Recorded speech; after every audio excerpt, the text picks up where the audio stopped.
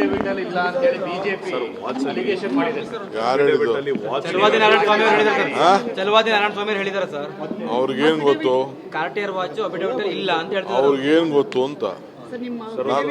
ನನ್ನ ಅಫಿಡವಿಟ್ ನನಗೆ ಗೊತ್ತು, ನಾನು ಕಾಸು ಕೊಟ್ಟಿರೋದು ನನಗೆ ಗೊತ್ತು, ನನ್ನ ಕ್ರೆಡಿಟ್ ಕಾರ್ಡ್ ಬಳಸಿರೋದು ನನಗೆ ಗೊತ್ತು, ಎಲ್ಲ ಗೊತ್ತು. ಅರ್ಥ ಆಯ್ತಾ? ನಾನು ಅಷ್ಟು ಟ್ರಾನ್ಸ್ಪರೆಂಟಾಗಿ ಹೇಳಿದ್ದೀನಿ. ರೋಲೆಕ್ಸ್ ವಾಚು ನನ್ನ ತಿರೋದು ಹೇಳಿದ್ದೀನಿ, ಆಯ್ತಾ? ರೋಲೆಕ್ಸ್ ವಾಚನು ಹೇಳಿದ್ದೀನಿ, ಈ ನನ್ನ ಕೈಯಲ್ಲಿ ಕಟ್ಟಿರೋ ವಾಚು ಹೇಳಿದ್ದೀನಿ. ಅರ್ಥ ಆಯ್ತಾ?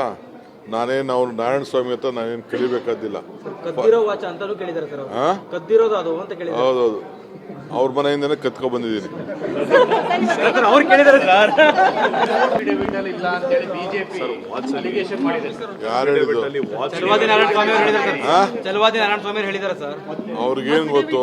ಕಾರ್ಟಿಯರ್ ವಾಚ್ ಅಫಿಡವಿಟ್ ಅಲ್ಲಿ ಇಲ್ಲ ಅಂತ ಹೇಳ್ತಾರೆ. ಅವ್ರಿಗೇನ್ ಗೊತ್ತು ಅಂತ? ನನ್ನ ಅಫಿಡವಿಟ್ ನನಗೆ ಗೊತ್ತು, ನಾನು ಕಾಸು ಕೊಟ್ಟಿರೋದು ನನಗೆ ಗೊತ್ತು, ನನ್ನ ಕ್ರೆಡಿಟ್ ಕಾರ್ಡ್ ಬಳಸಿರೋದು ನನಗೆ ಗೊತ್ತು, ಎಲ್ಲ ಗೊತ್ತು. ಅರ್ಥ ಆಯ್ತಾ? ನಾನು ಅಷ್ಟು ಟ್ರಾನ್ಸ್ಪರೆಂಟಾಗಿ ಹೇಳಿದ್ದೀನಿ. ರೋಲೆಕ್ಸ್ ವಾಚು ನನ್ನ ತಿರೋದು ಹೇಳಿದ್ದೀನಿ, ಆಯ್ತಾ?